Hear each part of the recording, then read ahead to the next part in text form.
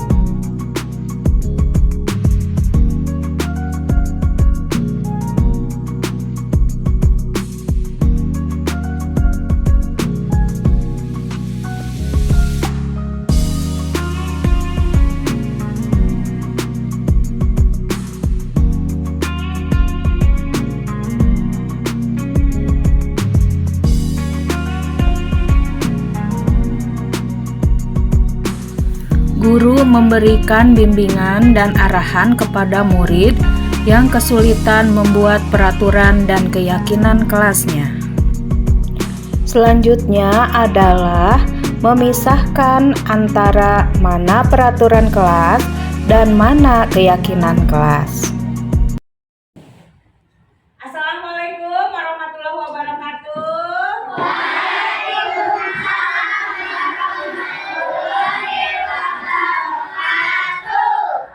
Sehat semuanya? Mudah-mudahan semuanya sehat ya. Hari ini kita akan belajar membuat keyakinan kelas. Siapa yang tahu nih apa itu keyakinan kelas? Aturan kelas yang bersifat positif. Betul sekali ya.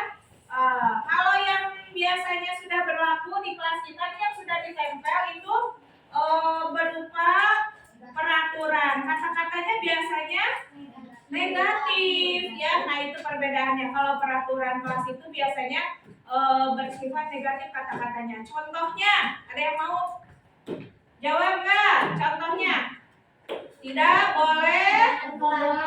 boleh berkelahi. Terus tidak boleh membuang sampah sembarangan. Ya kayak gitu. Jadi itu contoh aturan. Sekarang kalau belajar tentang membuat keyakinan kelas, apa tujuannya? Supaya apa?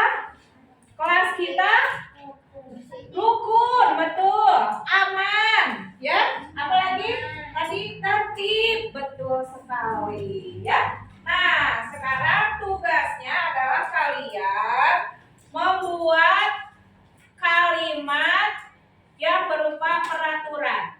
Tadi sudah dikasih tahu contohnya, tidak boleh buang sampah sembarangan, tidak boleh berkelahi. Ya, jadi kalimat positif negatifnya itu dimulai dari kata jangan, tidak, seperti itu. Ya, bisa mencoba?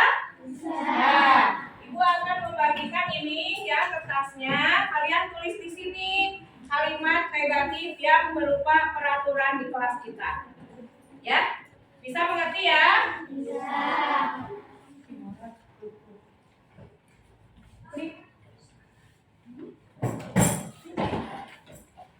Ayo, ini. Ya. Sekarang dari kelompok ini satu orang maju ke depan, silakan ditulis peraturan kelas yang kalian tulis. Ayo. Nah, ditempel di sini peraturan kelasnya apa? Ya, kelompok ini satu. Ayo, tempel. Sini. Oke, ini dulu boleh. Ya. Kelompok ini satu orang.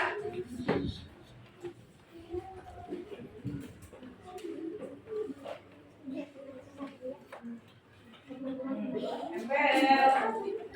Ya, selanjutnya kelompok yang 4. Kelompok 4 sini.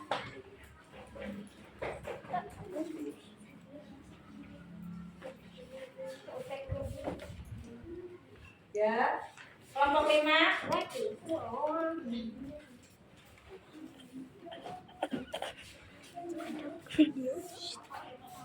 Kelompok 6.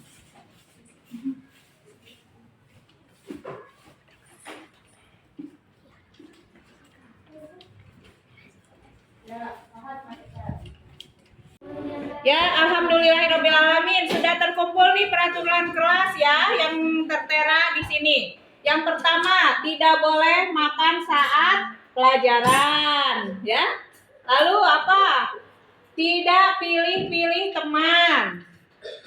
Ada lagi nih, tidak datang terlambat, tidak membuang sampah di kelas, tidak boleh berkelahi, tidak boleh membuang sampah sembarangan, tidak boleh, ini juga sama, membuang sampah sembarangan. Dilarang membuang sampah sembarangan, sama ya. Ini tidak boleh berkelahi ya. Nah, ini tidak membuang sampah sama. Dilarang makan saat jam pelajaran, tadi sama ini ya. Tidak pilih-pilih teman, sama nih tadi ya data ini, tidak pilih-pilih teman. Dilarang makan di kelas, sama. Dilarang membuang sampah, sama. Tidak boleh bully teman. Tidak boleh berkelahi di antara teman. Nah ya, dari kalimat negatif ini kita akan membuat kalimat positifnya ya. Namanya keyakinan kelas ya. Nah, Ibu akan membimbing kalian supaya bisa membuat kalimat positifnya. Contohnya tadi, tidak boleh terlambat. Berarti kalimat positifnya apa? Harus apa? Datang tepat waktu. Betul ya. Nah, tulis berarti keyakinan kelasnya di sini. Datang tepat waktu. Apalagi? Nah, nanti kalian tuliskan lagi seperti tadi. Ibu ini kasih contoh seperti ini ya. Tuliskan di kertas yang tadi sama. Kalimat positif yang berupa keyakinan kelas ya. Inilah beberapa peraturan kelas yang ditulis oleh masing-masing kelompok. Ya, alhamdulillah keyakinan kelasnya sudah ada. Kalian sudah memberikan pendapatnya. Terima kasih banyak ya. Nih, sekarang lihat. Keyakinan kelas yang pertama, bermain dengan semua teman. Gimana? Setuju nggak? Nah, berarti tidak boleh pilih-pilih teman. Keyakinan kelasnya bermain dengan semua teman. Ya, setuju ya? Yang kedua, saling menghargai sesama teman. Gimana? Setuju nggak? Setuju. Saling tolong-menolong. Setuju. Makan saat jam istirahat. Setuju. Piket sesuai jadwal. Setuju. Nah, jadi kalau yang tidak piket nanti dihukum. Ada hukum, diberi sanksi. Nanti ada tahapannya ya. Ditegur dulu, diberi diingatkan dulu oleh temannya. Ayo kita piket bersama ya, seperti itu tahapannya ya. Nah, lalu apa nih? Buang sampah pada tempatnya ya. Supaya kelas kita apa? Bersih. Bersih, nyaman, belajarnya nggak suntuk ya. Lanjut nih, datang tepat waktu. Setuju? Menghormati guru. Setuju. Memakai seragam sesuai jadwal ya. Menghormati guru sama tadi ya. Ya, berarti semua ini keyakinan kelas sudah disetujui? Sudah. Alhamdulillah. Tepuk tangan dulu untuk kita semuanya.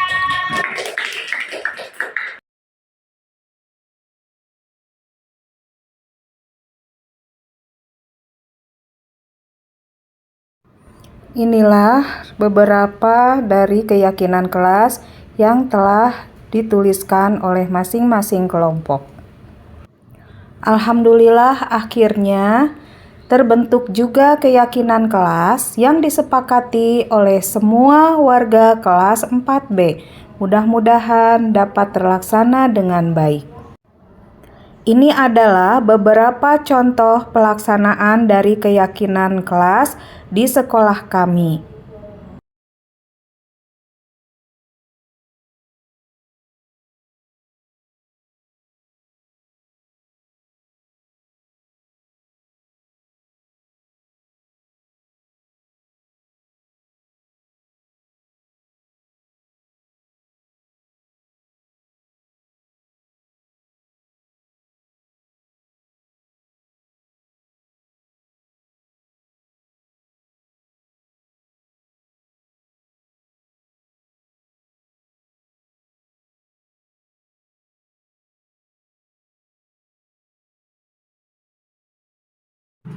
Selanjutnya adalah proses pelaksanaan segitiga restitusi. Pertama-tama yang kami lakukan adalah melaksanakan simulasi pelaksanaan segitiga restitusi dengan rekan sejawat. Di antaranya berlatih sebagai murid, berlatih peran sebagai guru, juga berlatih peran sebagai observer. Kita lagi apa? Lagi ngelamun, Bu. Kamu sendirian aja atau sama teman-teman? Yang khususnya istirahat yang lain di luar. Kenapa kamu di dalam kelas aja? Soalnya aku ada masalah. Oh, ada apa? Ini boleh cerita nggak sama Ibu? Ibu dengar kemarin dari guru-guru katanya kamu sering izin ke toilet. Ada apa nih? Saya kan awalnya bilangnya emang sering balik ya izin sampai sama teman-teman teh karena sembelit padahal sebenarnya aku teh karena malam tadi teh jajan sabtu ada ibu jadi sesuatu terjadi begitu jadi kan aku teh malu kalau biar atau kan kita sekolah di jaringan aja isi minggu jadi aku teh daripada kita aku teh bilang sembali terus memang jadinya sering bolak-balik gimana? Ibu juga pernah loh beli cimol bojot ya ibu teh. Buat lagi aku suka. Ibu juga sama lagi ya. Besok malamnya ibu langsung sakit perut. Ya berarti sama kita juga. Ibu juga pernah dalam keadaan seperti pas kita. Nah, kalau misalnya seperti itu apa yang akan kita lakukan? Jujur baru ya, tapi aku akan bilangin dulu aja dulu kali bisik-bisik dan bisik-bisik kan tapi enggak lah ibu percaya sama teman-teman sekelas kita anak-anak juga baik-baik jadi aku teh malu itu kan harga diri aku di mana Bu ya kalau sekarang nih kedepannya nih Bita mau bagaimana? Apa yang Bita akan lakukan kalau misalnya istirahat, lihat jajanan-jajanan di luar, apa yang Bita lakukan ke depannya? Kita kemarin sarapan dulu ya. Karena waktu itu aku memang perutnya dari pagi ke sore. Ada jadi berarti aku teh sarapan dulu. Terus berarti harus beli jajanan yang bersih Bu, yang sehat. Itu ya betul. Terus mungkin kalau aku jujur mungkin aku akan lebih dihargai ya daripada silakan ya Bu ya. Aku jujur berarti jujur ke teman-teman dulu ya. Ya jadi ya bagus sekali ya Bita ya. Jadi tidak ada prasangka dusta di antara kita gitu ya dengan teman-teman yang lain juga atau dengan bahkan dengan guru-guru yang lain ya. Ya karena guru-guru ngomongin aku kayaknya. Waktu habis. Bahan pembicaraan sekolah jadi viral.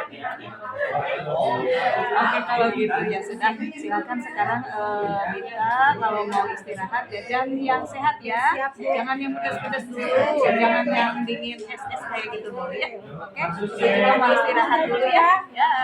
Maafin ya. Aku ya Bu. Assalamualaikum.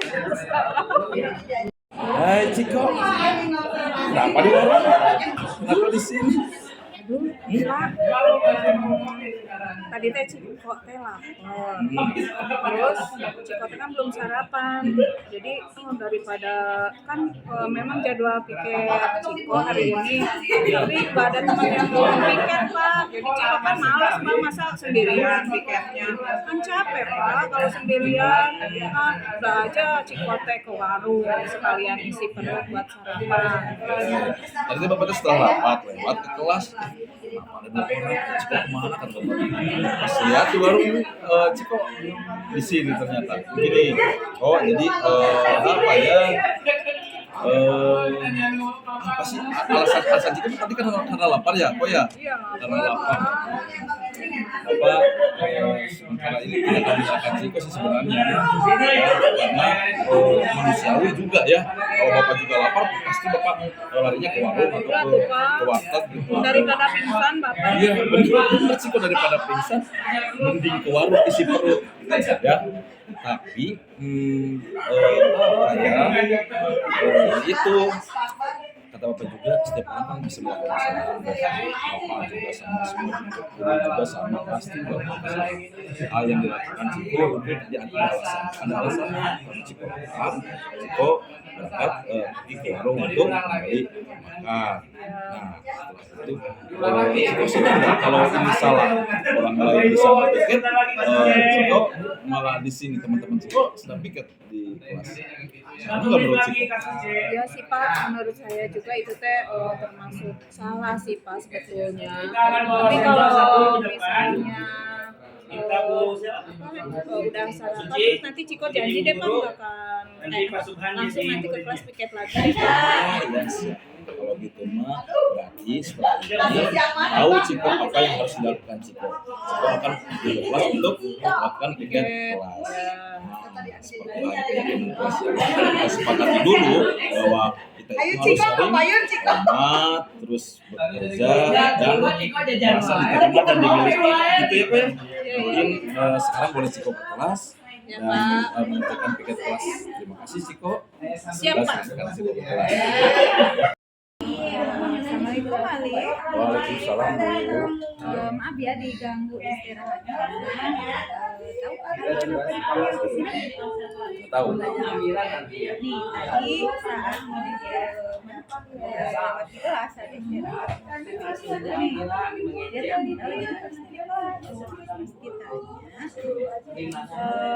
Amira sedih. Dia nangis. Siapa? Tanya Ali bilang bahwa itu lebih tebal daripada yang betul ulangannya. Ali lebih besar. Iya Bu, lebih besar daripada Amira. Apa yang disebut ke Amira? Bilang aja, aku lebih besar nilainya daripada kamu. Hanya bilang aja ya. Tapi kenapa Amira kasar terus ya? Kira-kira maksud Ali itu sebenarnya untuk merendahkan Amira.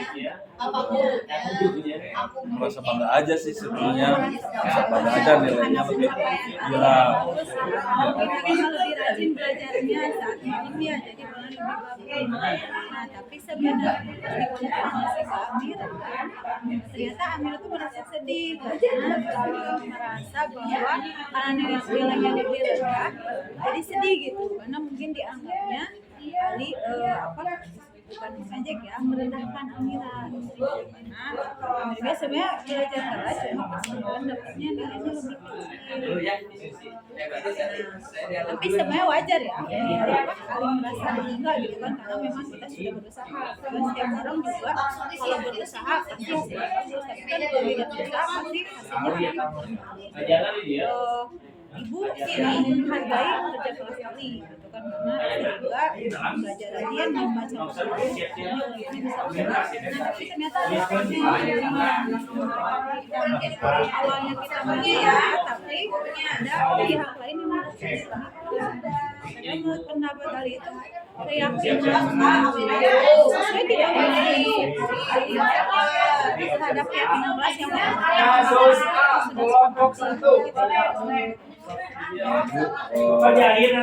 Saya salah mengucapkan apa ya, mengucapkan bangga terhadap nilai saya yang capek, jadi menyakiti hati Almira. Saya merasa bersalah. Kalau begitu ya, jadi sebenarnya kan kita harus boleh merasa senang, tapi mungkin harus melihat orang di sekitar kita ya, apakah rasa senang itu yang kita tunjukkan apalagi menyakiti orang lain itu masih tidak begitu gitu ya. Kemudian kita juga berarti ada keyakinan kelas apa lagi yang harus diperbaiki. Saling menghargai,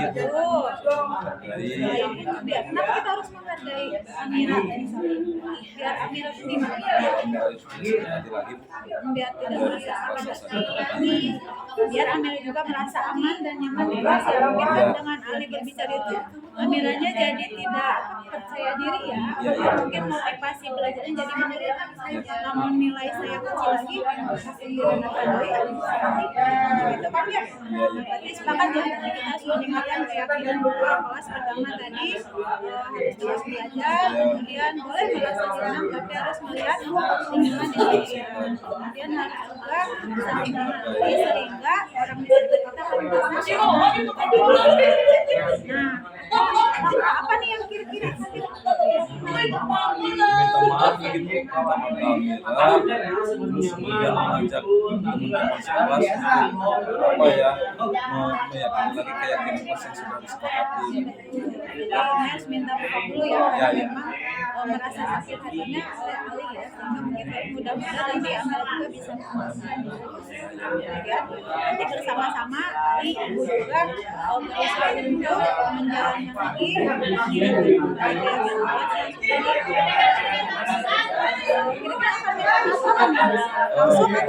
Sekarang isi nanti sakit hatinya jangan malu karena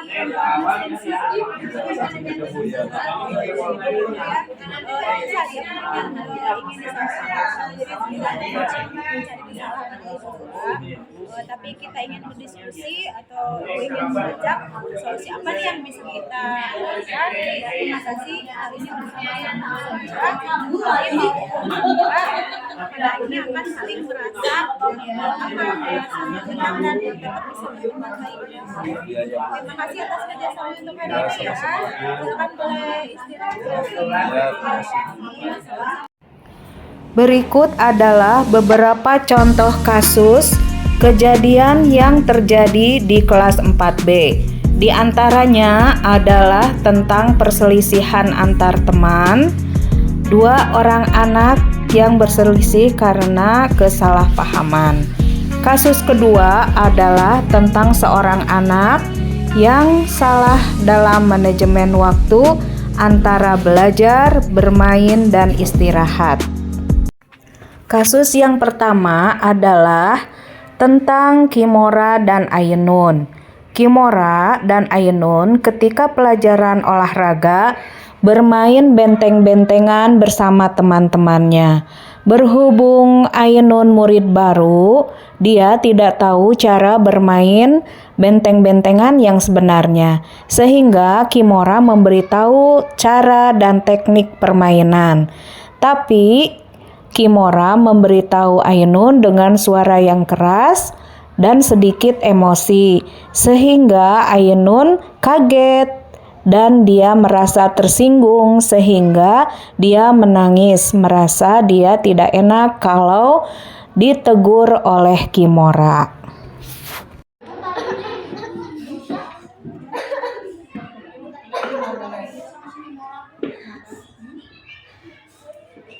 Coba di sini temannya tadi yang lihat siapa? Satu orang aja. Tadi yang lihat gimana kejadiannya? Ibu tadi kan ini mau ke depan.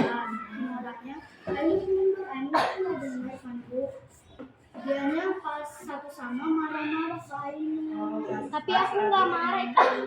Nggak marah tadi kalau aku bilang kamu bentak, kamu bilang cuma marah. Aku bilang marah, kamu bilang cuma marah gitu. Nah, kalau kejadiannya gimana tadi? Tadi udah dengar dari Kezia saksi matanya.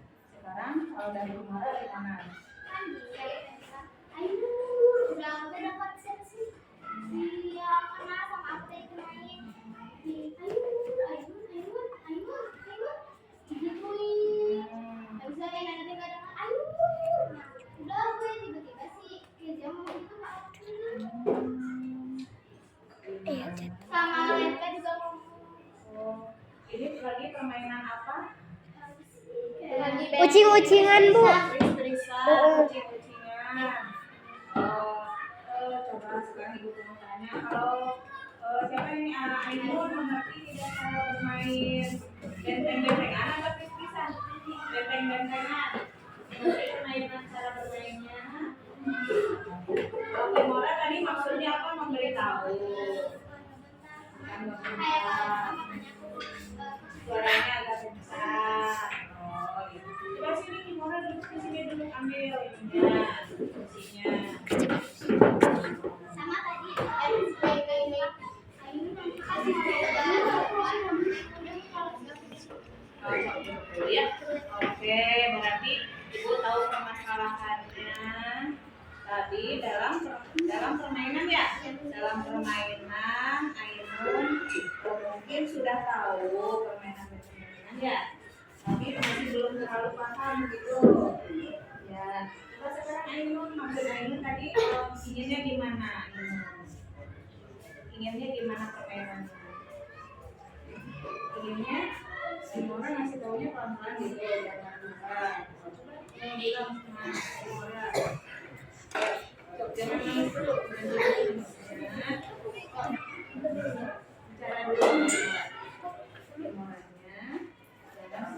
dulu. Kimoranya jangan sambil apa? Bentar-bentar gitu ya. Mungkin maksud Kimora mah baik ya, kasih tahu coba Kimora maksudnya gimana kalau Kimora?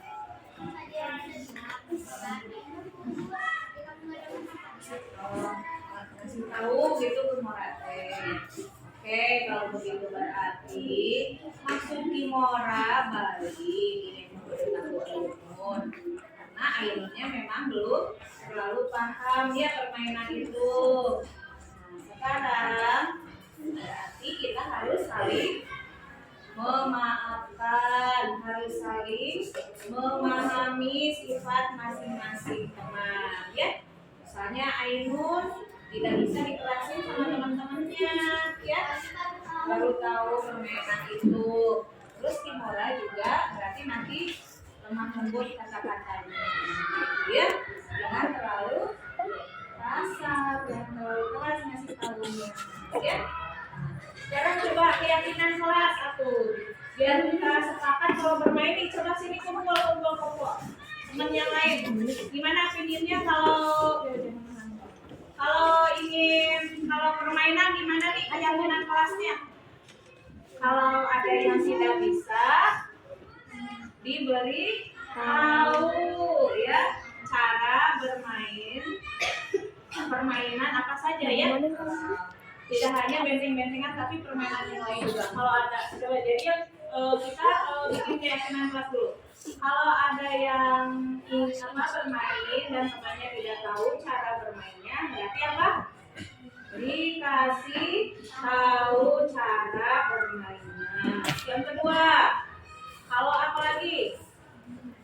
Kalau ada yang keliru, apa coba? Jangan dibentak. Nah, itu ya. Jangan kasar kata-katanya. Terus apa lagi? Kalau ada yang menang, tidak boleh sombong, betul. Kalau yang kalah harus apa? Kalau yang kalah harus legowo, menerima, betul, menerima kekalahan gitu ya. Oke, bisa dimengerti? Ainun mau memaafkan Kimora? Kimora jangan mengulanginya dengan kata-kata yang keras ya. Ya, oke. Kalau gitu, gimana? Mau saling memaafkan atau gimana? Silakan. Gimana? Saling apa coba? Memaafkan. Oke, kalau gitu sekarang memaafkan. Ayo. Gimana? Ibu mau terserah kalian mau memaafkan atau gimana? Aku ada yang Nah, nggak apa-apa. Sama-sama ayo berpelukan. Ayo berdiri saling memaafkan ayo. Ayo berdiri. Berpelukan. Nah, jangan nangis lagi ya. Saya salamannya yang benar dong. Oke. Kimora, apa yang terjadi tadi sampai Ainun menangis? Tadi kan Ainun lagi main benteng-bentengan. Aku panggil Ainun, tapi Ainun gak dengar. Makanya aku teriak, Ibu.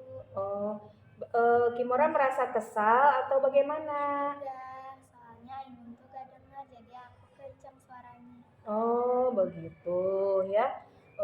Tapi memang sih ya, kalau misalnya ibu dalam posisi Kimora, mungkin ibu juga akan merasa seperti itu ya, akan melakukan hal yang sama seperti Kimora ya. Tapi Kimora harus belajar menahan emosi ya. Nah, terus bagaimana sekarang? Apakah sudah berbaikan dengan Ainun? Oh, kemarin atau tadi pagi? Kemarin langsung minta maaf. Oh, bagus ya kalau begitu. Nah, sekarang kalau misalnya ke depannya nih ya, Kimora melakukan hal yang sama, Kimora akan merasa bagaimana? Menyesal atau bagaimana? Menyesal, ya bagus. Berarti itu tidak boleh diulangi ya. Nah, kalau misalnya ada yang membuat kesal Kimora nih, gimana? Kimora akan bagaimana ke depannya? Nah, gimana? Kurang dengar. Oh iya, berarti diamin aja. Terus Kimora harus apa? Menahan emosi, begitu ya. Nah, sekarang kita kan hidup di sekolah, hidup di kelas itu kan tidak sendiri ya, pasti membutuhkan teman ya. Kalau membutuhkan teman berarti Kimora harus bagaimana dengan teman-teman yang lain? Baik, Terus? sabar. Terus apa lagi sesuai keyakinan kelas? Saling menghargai ya, saling menyayangi. Supaya apa? Tentram ya, supaya tentram. Terus banyak teman, kan senang ya kalau banyak teman ya. Nah ya sudah, kalau misalnya Kimora sudah mengerti ya, mudah-mudahan Kimora kedepannya lebih sabar lagi. Ainun juga nanti lebih bijaksana menanggapi perintah atau ucapan dari Kimora supaya tidak cepat menangis ya. Nah, ya sudah kalau begitu berarti mudah-mudahan nanti kedepannya Kimora lebih baik lagi ya. Nah, sekarang boleh istirahat ya. Ya sudah. Saya berjanji tidak akan membentak teman.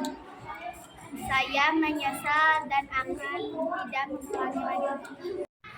Ainun pun diberi pengertian bahwa bermain itu harus sportif, saling menyayangi, saling memahami sifat dan pribadi masing-masing. Alhamdulillah akhirnya mereka berbaikan, saling memaafkan akan kesalahan masing-masing. Dan berjanji tidak akan mengulangi kejadian seperti itu lagi. Kasus kedua adalah tentang seorang anak yang bernama Kelvin yang sudah beberapa kali tidak mengerjakan PR. Sudah diperingati, namun kejadian seperti itu berulang kembali.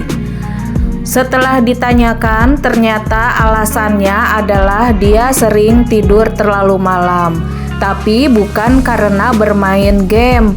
Ternyata dia senang bermain dengan saudara-saudaranya di rumah.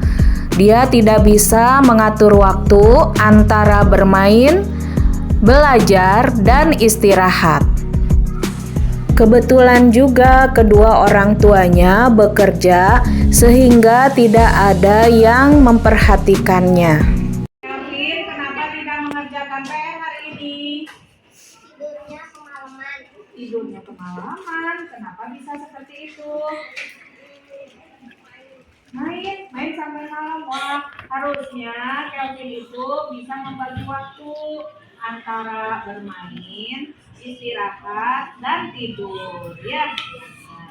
Nah, memang setiap orang pernah dalam posisi Kelvin seperti sekarang, ya. Nah, Kelvin jangan patah semangat. Kelvin harus tetap mau berusaha membagi waktu, ya. Nah, coba sekarang apa yang akan Kelvin lakukan ke depannya? Tidurnya jangan terlalu malam. Terus rajin belajar, mengerjakan. Nah, rajin belajar, mengerjakan tugas. Janji ya. Ya, silakan. Terima kasih Kelvin. Saya berjanji tidak akan tidur kemalaman sama tidak kelupaan ada PR. Alhamdulillahirabbil alamin. Mudah-mudahan kedepannya Kelvin menjadi anak yang rajin dalam mengerjakan tugas-tugasnya dan dapat membagi waktu dengan baik. Setelah menerapkan proses pemecahan masalah di kelas melalui segitiga restitusi, langkah selanjutnya adalah melakukan pengimbasan kepada rekan guru di SDN 135 Turangga mengenai budaya positif. Langkah-langkah yang dilakukan adalah pertama-tama meminta dukungan kepala sekolah, kemudian menentukan waktu. Langkah ketiga, mengajak rekan guru untuk mengikuti kegiatan diseminasi pengimbasan budaya positif.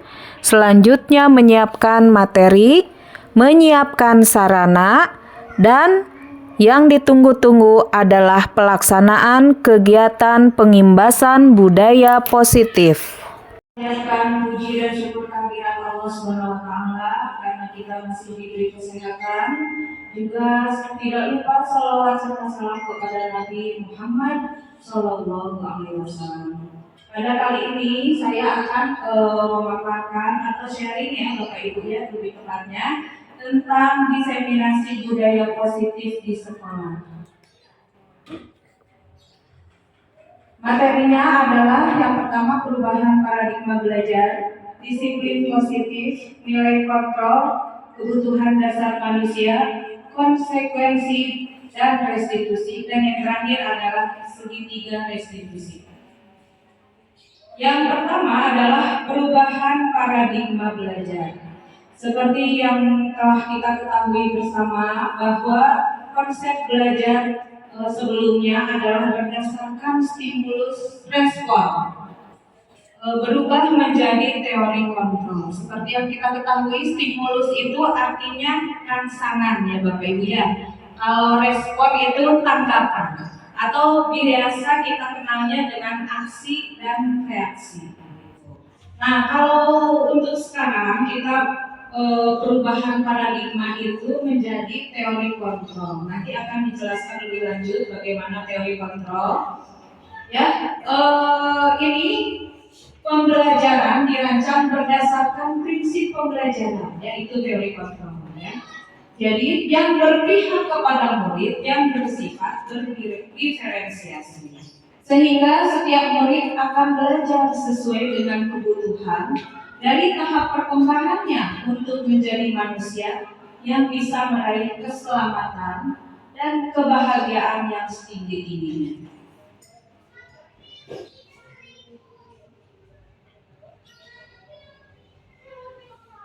Untuk kesempatan kali ini, tujuannya diadakan diseminasi ini adalah untuk berbagi atau sharing tentang disiplin positif. Ya, artinya ini adalah pendekatan yang bertujuan untuk membentuk kontrol diri dan meningkatkan kepercayaan diri sehingga mereka berperilaku dengan berpedoman pada kebajikan universal. Seperti yang kita harapkan ya Bapak Ibu, tujuan dari pembelajaran itu adalah untuk mewujudkan peserta didik yang berkarakter, yang melakukan kebajikan secara universal, tidak hanya di bidang pengetahuan saja, tapi juga secara karakter, kepribadian, ya, keseharian kehidupan sehari-hari.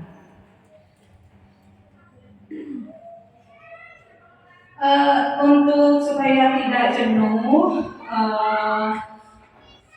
ini bisa berhadapan-hadapan dengan teman sebangkunya, begitu ya Bapak Ibu. Atau kalau tidak ada teman dengan yang belakang boleh. Kita adakan permainan yaitu cobalah buka.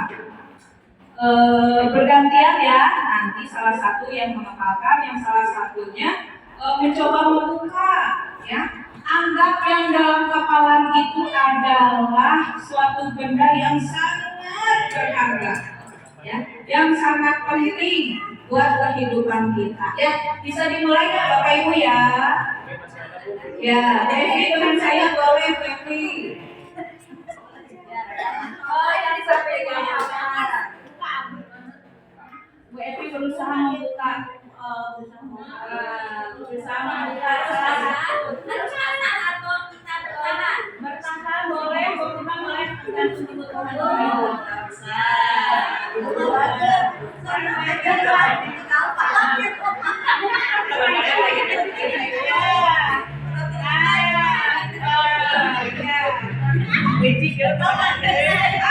Bani bertahan dengan baik, sesuatu yang berharga. Tepuk bagi semua. Ya.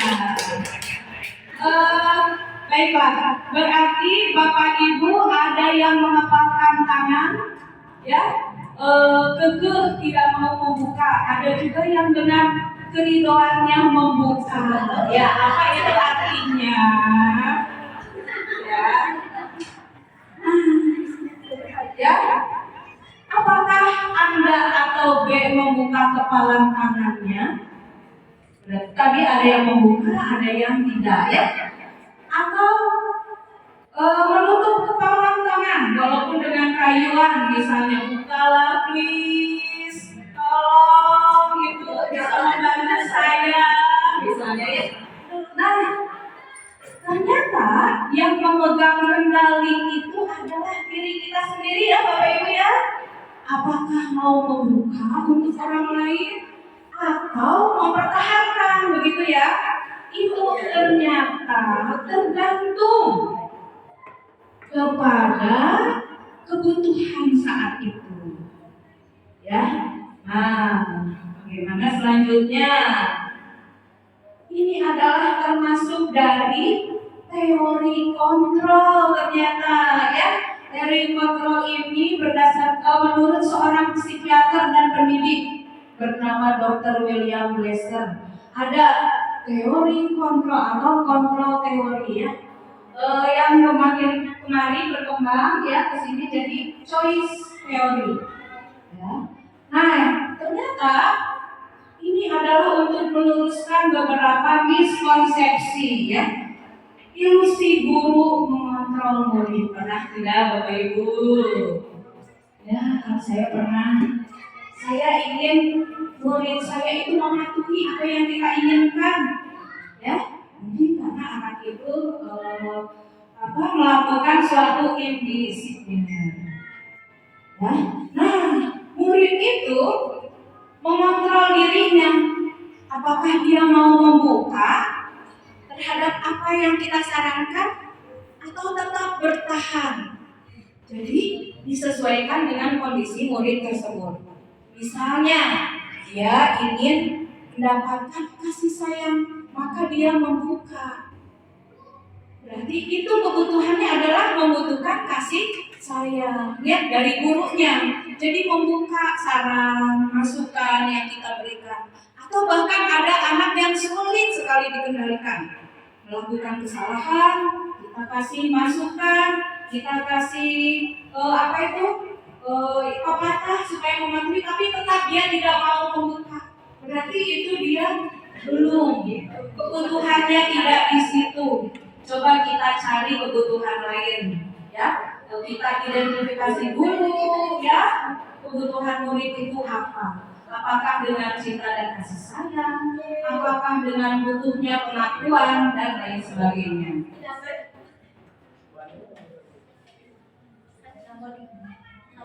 Nah ini murid kita itu kadang-kadang melakukan kegiatan indisipliner. Ya walaupun alhamdulillah di sekolah kita masih dalam ya tahap wajar ya karena masa kanak-kanak gitu ya Bapak Ibu. Nah ini yang pertama ada seorang anak yang menangis ya. Nah ini real ya kejadiannya kemarin Bapak Ibu waktu olahraga dia mereka sedang bermain benteng-bentengan. Lampunya ini yang di tengah. Lalu ada juga kejadian lain yaitu ini yang paling ujung. Coba kita perhatikan dulu yang pertama ini karena miskomunikasi ketika bermain. Lalu ini yang pelakunya menjelaskan kejadian sebenarnya.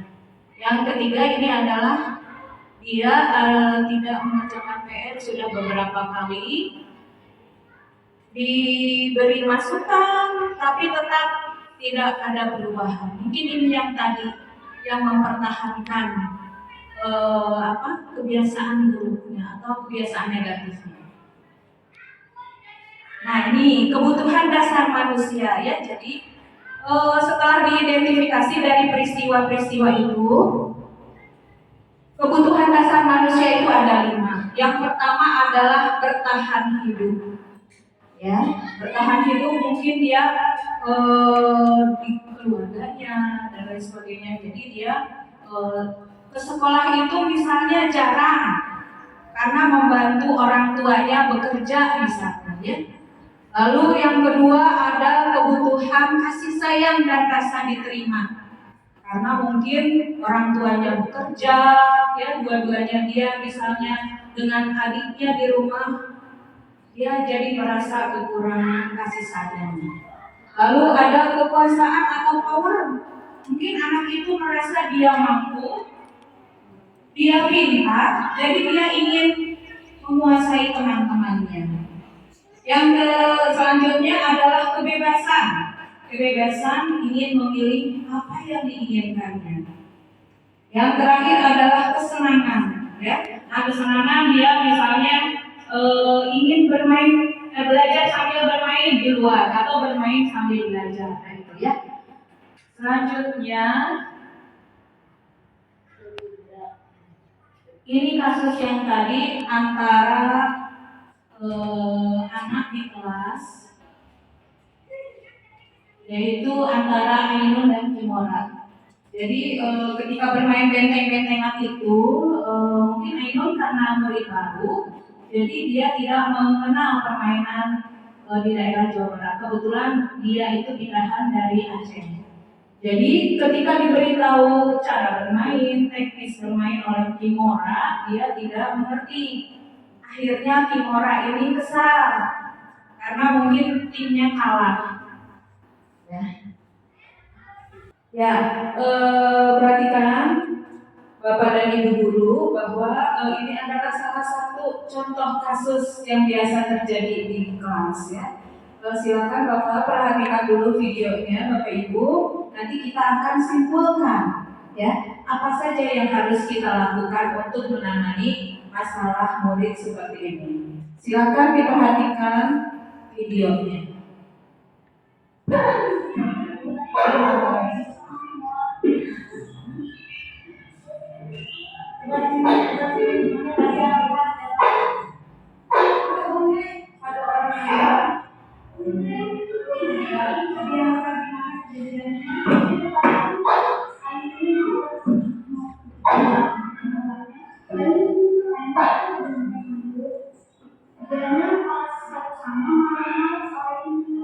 Tapi aku nggak mau tadi kalau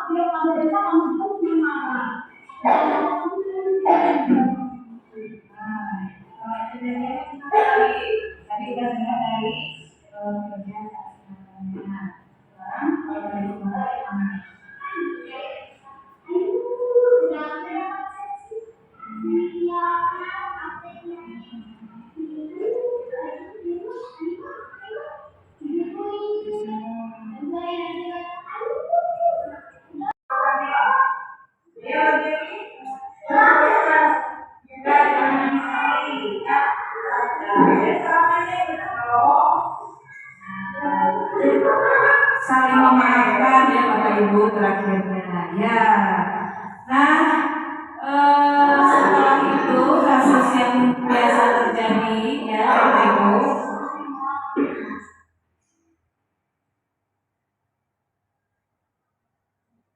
Apakah nih kan kesimpulannya apakah kebutuhan dasar dari Ainun? Ya, silakan dijawab. Oh ya, betul sekali ya. Jadi kebutuhan dasar Ainun itu adalah dia membutuhkan kasih sayang karena dia tidak bisa dibentak-bentak oleh temannya Kimora. Ya. Lalu yang kedua, apakah kebutuhan dasar Kimora? Penguasaan. Ya, betul sekali ya. Jadi kebutuhan dasarnya itu sebuah penguasaan karena dia merasa dia itu lebih bisa bermain benteng-bentengan tadi. Ya, ya. Selanjutnya, nah ya dari kasus di atas kita harus membuat konsekuensi dan restitusinya. Ya, konsekuensi adalah bentuk pengendalian perilaku seseorang seperti yang tadi dalam video ya. Kita mengendalikan amarah ya atau emosi dari seorang anak. Lalu aksinya sudah, reaksinya bagaimana ya. Selanjutnya adalah restitusi, adalah proses menciptakan kondisi bagi murid untuk memperbaiki kesalahan sehingga mereka bisa kembali pada kelompoknya dengan karakter yang kuat. Demikian Bapak Ibu sampai di sini. Ya, nanti kita lanjut dengan paparan berikutnya.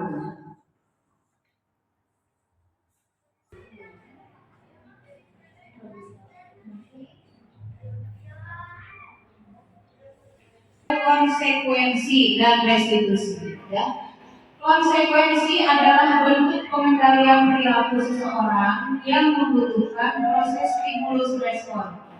Kepada Kimora, kita beritahu bahwa kejadian seperti itu adalah kurang baik. Apalagi Ainun itu murid baru, dia tidak mengerti permainan yang sudah biasa dilakukan sebelumnya. Gitu ya.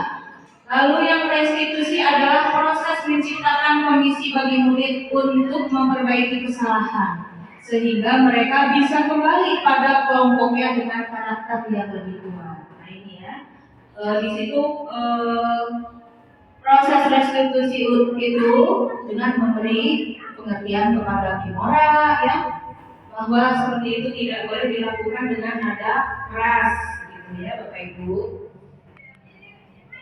Ada video tapi kita akan melakukan suatu keyakinan kelas. Nilai-nilai kebajikan universal yang disepakati oleh guru dan murid yang secara tersirat dan tersurat dalam kelas sebagai acuan dalam berperilaku terhadap diri sendiri dan orang lain dalam lingkungan tersebut. Seperti dari kejadian Kimora dan Ainun ini, kita buat keyakinan kelas yang dibuat secara bersama-sama, tidak hanya dari pihak guru saja, tapi juga dengan persetujuan bersama muridnya. Misalnya kayak tadi, contoh keyakinan kelasnya, bila melakukan permainan atau games itu harus bersifat sportif. Lalu jika mengalami kekalahan, dia harus menerima. Jika menang, dia harus bersikap tidak sombong. Nah, itu salah satu contoh keyakinan kelas. Nah, kita sebagai guru berada dalam posisi kontrol ketika menghadapi berbagai macam kegiatan negatif muridnya. Ya.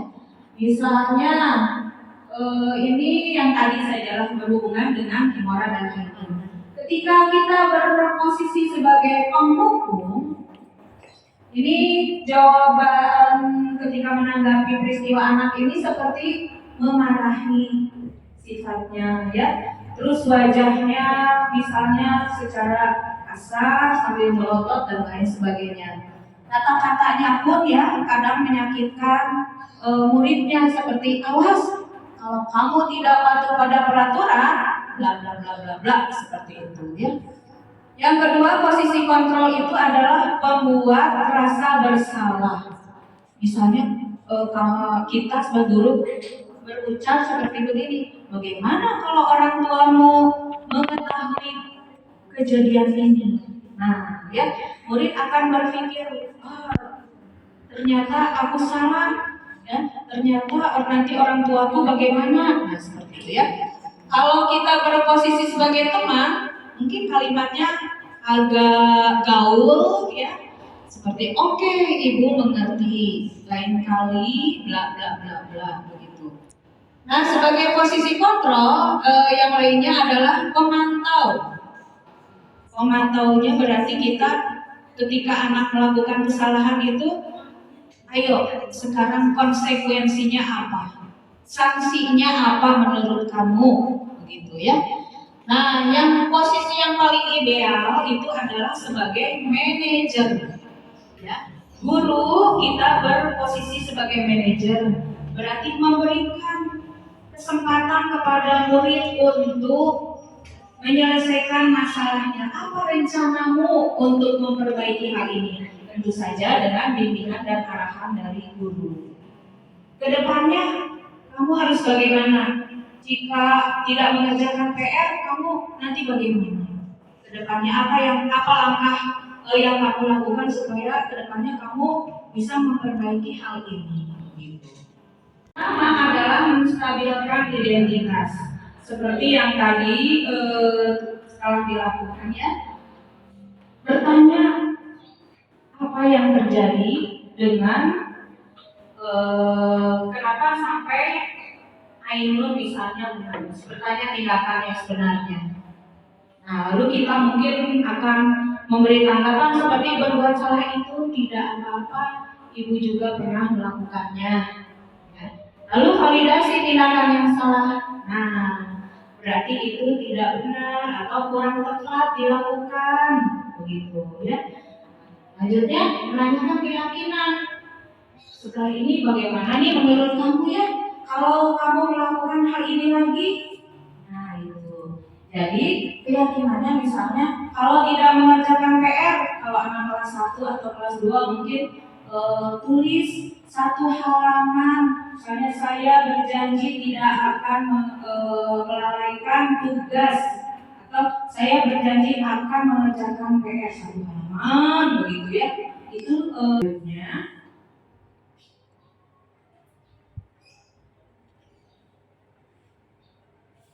ya, itu adalah kesimpulan dari pemaparan diseminasi tentang budaya positif ya.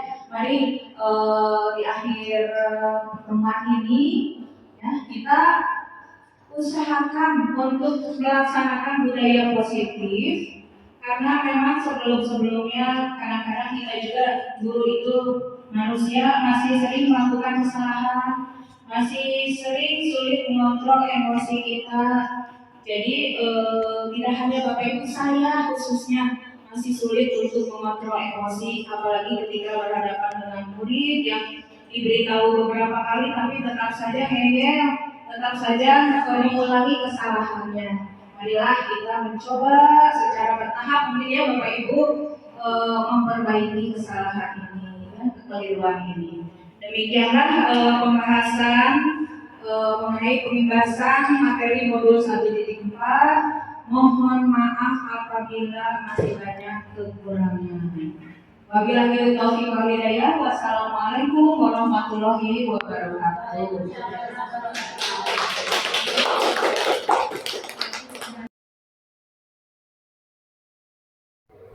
Demikianlah video pengimbasan budaya positif di SDN 135 Turangga.